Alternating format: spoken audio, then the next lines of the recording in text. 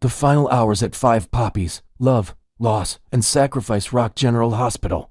The luxurious 5 Poppies resort in Croatia has become a deadly trap for 2 young operatives, whose mission has gone tragically wrong. What was meant to be a routine WSB surveillance operation has transformed into a heart-stopping tale of sacrifice, confession, and devastating loss that will forever change the lives of those involved.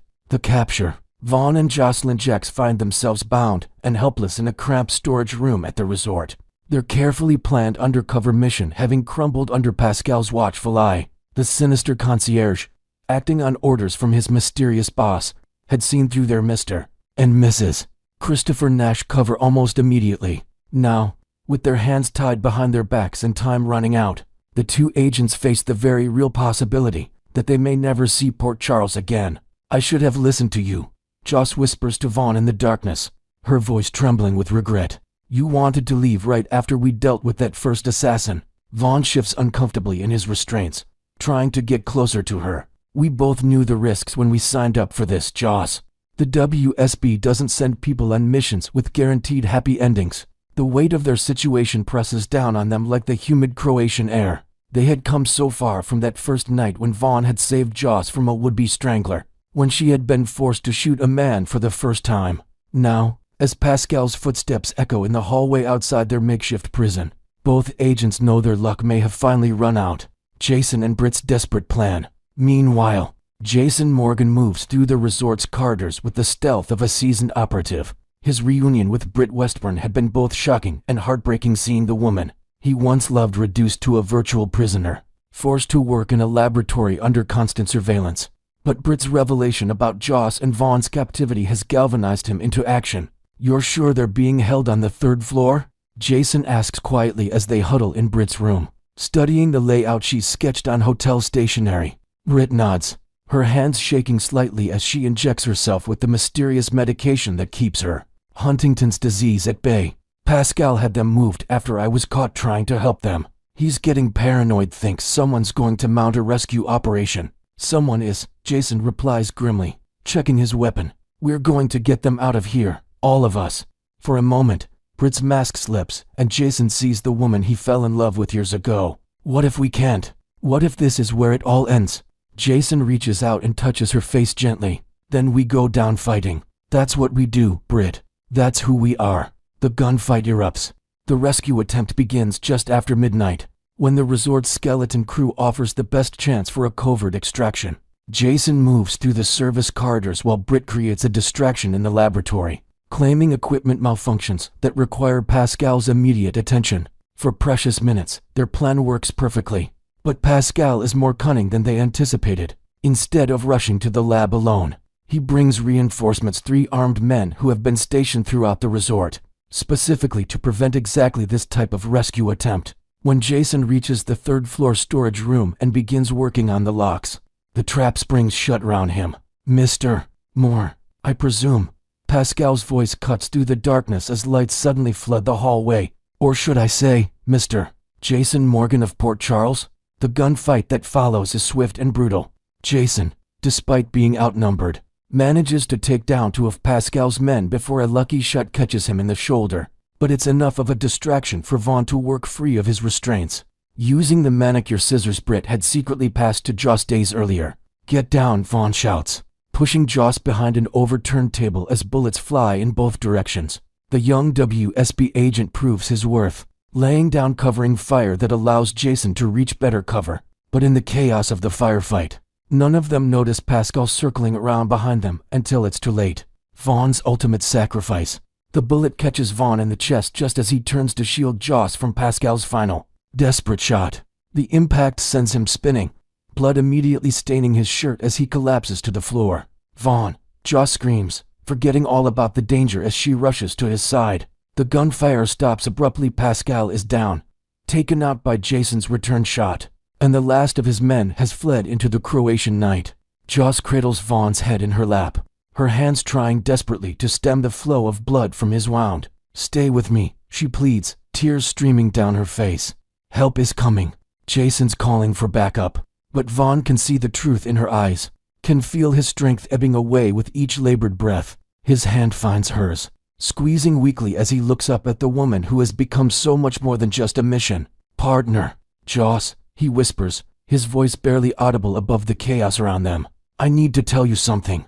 I've been wanting to say it for weeks, but I was scared. Scared of what it might mean. Scared of how it might change things between us. Don't, she says, shaking her head. Save your strength. You're going to be fine. But Vaughn won't be deterred. With what little time he has left, he needs her to know the truth. I love you, Jocelyn Jax. I've loved you since that first night when you saved my life. I know it's crazy. I know we haven't known each other that long. But I love you more than I've ever loved anyone. The words hit Joss like a physical blow. Through all their arguments, all their professional disagreements, all the moments of doubt and danger, love had been growing between them. And now, just as he's finally brave enough to voice it, she's losing him. I love you too, she whispers back, leaning down to kiss his forehead. I love you too, Vaughn. The final goodbye. Vaughn's eyes flutter closed for the last time just as the Croatian police sirens begin wailing in the distance. Joss remains on the floor, holding his lifeless body, her world shattered once again by love cut short by violence. Jason approaches slowly, his own wounds forgotten in the face of her grief. He's seen this before, has watched Joss lose people she cared about, has been there for the aftermath of Oscar's death and Dex's murder. But this feels different somehow, more personal, more devastating. Joss, he says gently, kneeling beside her, we have to go. The authorities will be here soon, and we can't be found here. She looks up at him with eyes that seem decades older than they were just hours ago. He loved me, Jason. He actually loved me. And I never got to tell him how I felt until it was too late. Britt appears in the doorway, her face pale with shock and sorrow. She understands the weight of loss, the cruel irony of finding love just in time to lose it. I'm so sorry, Joss. Vaughn was a good man. He died protecting you. That's what they all do, Joss says bitterly, her voice breaking. Oscar died fighting his cancer to spend more time with me. Dex died because someone wanted to hurt people I care about. And now Vaughn died taking a bullet meant for me. Why does everyone I love have to die? The question hangs in the air like a curse, unanswerable and heartbreaking. Jason helps her to her feet, supporting her weight as she takes one last look at Vaughn's peaceful face. Escape from 5 Poppies. The extraction is a blur of motion and suppressed emotion. Jason, despite his wounded shoulder, manages to get both women to the resort's private marina, where a speedboat waits. Britt's mysterious boss, whose identity remains hidden even in the chaos of their escape, has apparently decided that the 5 Poppies operation is no longer viable. His people are already evacuating, leaving behind only the evidence of the gunfight and Vaughn's body. As the Croatian coastline disappears behind them, Joss sits in the stern of the boat, staring back at the lights of the resort. Britt tries to offer comfort, but what words could possibly ease the pain of losing another love so young, so suddenly? This is my fault, Joss says suddenly, her voice carrying over the engine noise. If I hadn't pushed for this mission, if I hadn't convinced Brennan to let me go to Croatia, Vaughn would still be alive. That's not true, Jason replies firmly from the pilot's seat. Vaughn made his own choices. He chose to be a WSB agent. He chose to take on dangerous missions. And he chose to put your life before his own. Honor that choice. Don't diminish it with guilt. But even as he speaks the words, Jason knows that guilt is a luxury Joss can't afford right now. She has to find a way to survive this loss, to keep moving forward despite the accumulating weight of grief and trauma. As they speed through the dark waters toward a rendezvous with a WSB extraction team, none of them can know that this night at the 5 Poppies resort will haunt them for years to come. For Joss, it represents another chapter in a tragic pattern that seems destined to repeat itself. For Jason, it's a reminder of the costs of the dangerous world they all inhabit. And for Britt, finally free from her Croatian prison, it marks the beginning of a journey back to a life she thought she'd lost forever. The mission is over, but the consequences of what happened at 5 Poppies are just beginning to unfold. In the days and weeks ahead, Port Charles will reel from the revelations about Joss's secret life as a WSB agent, Britt's miraculous return from the dead, and the loss of yet another young man to the violence that seems to follow their community, wherever they go. But for now, as the boat cuts through the midnight waters of the Adriatic Sea, there is only the sound of the engine, the salt spray on their faces, and the terrible silence where Vaughn's laughter used to be. Love has once again proven to be both the most precious and most fragile thing in their world. and Jocelyn Chex must somehow find the strength to keep believing in it despite all evidence to the contrary. Next, we will learn about the explosive developments surrounding Drew Kane's devastating shooting that has sent shockwaves throughout Port Charles and left fans questioning everything they thought they knew about this once beloved character's future. The shocking attack that changed everything. The corridors of General Hospital have witnessed countless dramatic moments, but few have been as jarring as the sight of Drew Kane lying motionless with bullets lodged dangerously close to his spine. The congressman, who once stood as a pillar of heroism and integrity in Port Charles, now finds himself fighting for his life in the very hospital where he once brought hope to others. The irony is not lost on longtime viewers who remember Drew's triumphant return and his instrumental role in saving Willow Tate's life during her harrowing battle with cancer. The shooting itself was executed with surgical precision, targeting Drew from behind in a cowardly attack that speaks volumes about the perpetrator's desperation and fear of confronting their victim face to face.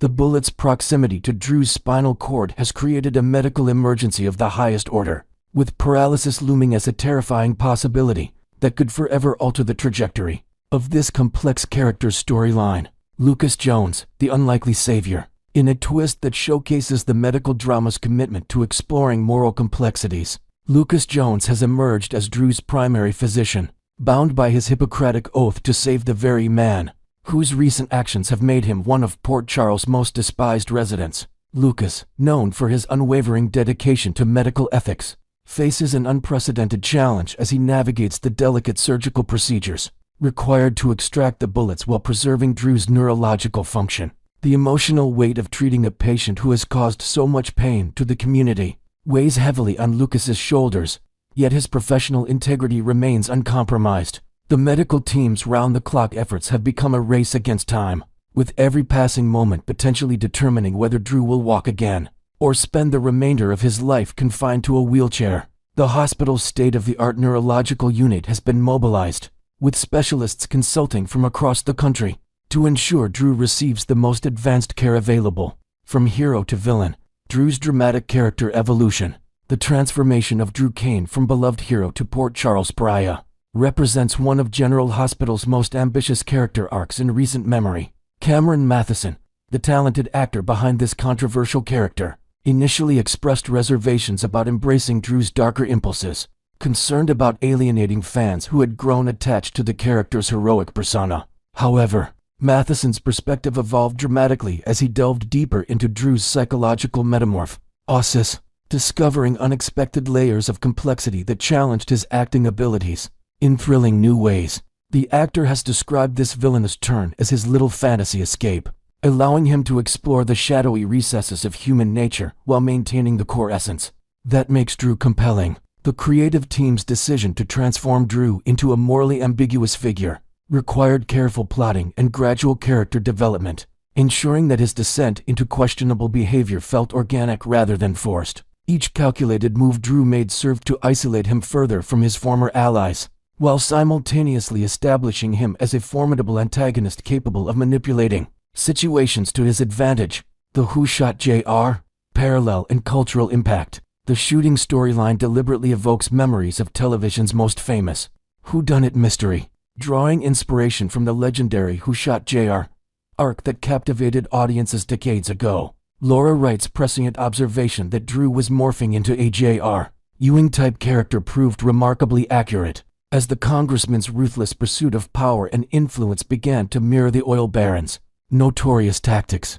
Matheson himself has embraced this comparison, recognizing the unique position it places his character in within the show's ecosystem, being the central figure in a mystery that has the entire town talking, even as the target of universal hatred, provides Drew with an undeniable narrative importance that few characters achieve. The actor's enthusiasm for serving as the punching bag for all of Port Charles demonstrates his commitment to the storyline's success and his willingness to sacrifice his character's likability for the sake of compelling television. This parallel also highlights the cyclical nature of soap opera storytelling, where classic tropes are reimagined for contemporary audiences, while maintaining the emotional resonance that made them memorable in the first place. The mystery surrounding Drew's shooter has already begun generating intense speculation among fans, with theories ranging from revenge-motivated attacks to carefully orchestrated political assassinations.